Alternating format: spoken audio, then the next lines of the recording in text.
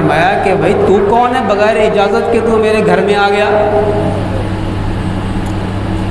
اس نے کہا کہ میں اس گھر کے مالک حقیقی کی اجازت سے آیا ہوں اور میں ملک الموت ہوں، میں ایک خوشخبری لے کر آیا ہوں۔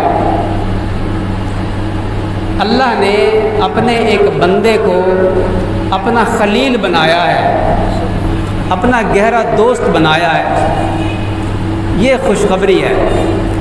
حضرت ابراہیم علیہ السلام فرمانے لگے کہ مجھے بتاؤ جلدی سے کہ وہ کون شخص ہے جس کو اللہ نے خلیل بنایا، میں اس کا پڑوسی بنوں گا، وہ دنیا کے مشرق میں ہو یا مغرب میں ہو، میں جا کر اس کا پڑوسی بنوں گا اور مرتے دم تک اس کا پڑوسی رہوں گا، مجھے بتاؤ وہ کون ہے اللہ کا خلیل۔